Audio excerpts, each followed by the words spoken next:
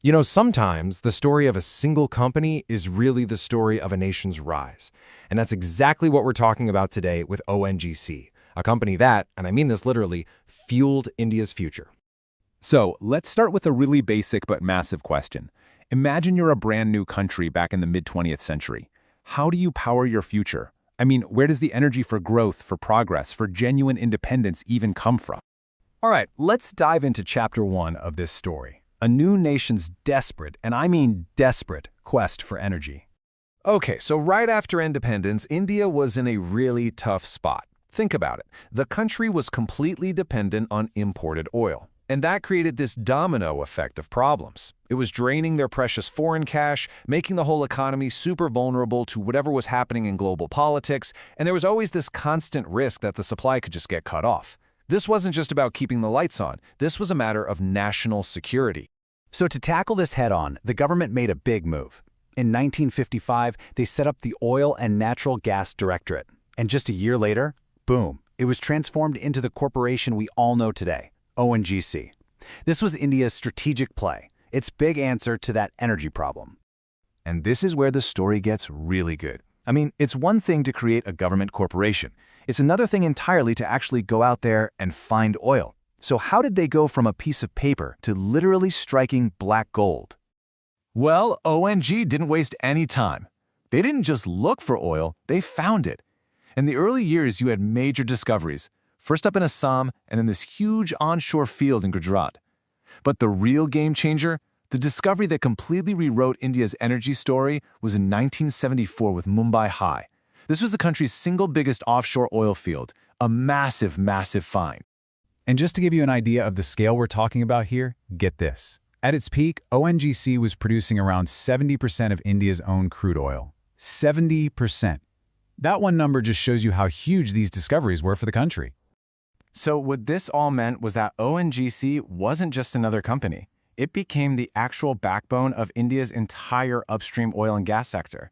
You know, that's the super risky, really complex business of exploring and drilling. For the first time, the nation had a domestic supply it could actually count on. But the story doesn't stop at India's borders. Not even close. The next chapter is all about how this national champion evolved and stepped onto the global stage. A huge turning point came in 1997. That's when ONGC was given Maharatna status. Now, the term means 9 jewels, and it was a special title for the absolute best-performing public sector companies. But what did it really do? Well, it basically unlocked the handcuffs, giving them a ton of financial and operational freedom to go out and compete globally. And this wasn't just a small change, it was a total transformation. Before the Maharatna status, ONGC was mostly a domestic player, with decisions often run through the government. But after, they were empowered to make their own decisions, and fast. They could invest overseas, they could form global partnerships. It was a completely different ballgame. And they put that new power to work right away through their international arm, ONGC Videsh. They started building a global footprint, making smart acquisitions in major energy hotspots. We're talking Russia's Sakhalin fields, projects in Vietnam, Sudan, even Brazil. They were everywhere. So all this success on the world stage was setting them up for the ultimate prize, the highest level of recognition in the Indian public sector. Let's talk about the Maharatna moment. Now, becoming a Maharatna is no walk in the park. It's the top tier, the highest honor a public sector company can get, and the list of requirements was incredibly strict. You had to show consistently high profits, maintain a massive turnover, have a serious global presence, and, this is the big one, prove your strategic importance to the nation. This wasn't just handed out. ONGC had to earn it step by step. And in 2010, they did it.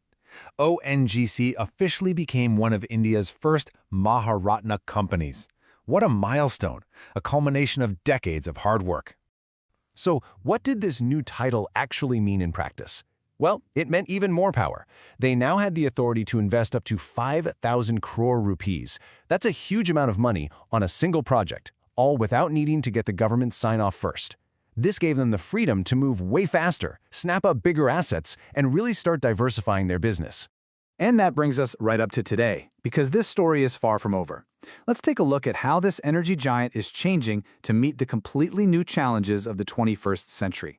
As the world of energy shifts, ONGC has to shift with it, and they've been diversifying their whole portfolio. I mean, sure, their core business is still upstream oil and gas exploration, but they've also expanded into downstream refining. That's turning crude oil into stuff like gasoline by buying HPCL. And now they're investing in petrochemicals, LNG, and even getting into renewables like solar, wind, and the really hot topic, green hydrogen. But of course, it's not all smooth sailing. They're facing a really tricky balancing act today. On one hand, you've got these older, legacy fields that are naturally producing less. On the other, there's all this pressure from the global energy transition. So how are they responding? They're using fancy recovery techniques to squeeze more out of old wells, they're pushing into risky deepwater exploration, and they're making those critical investments in cleaner energy.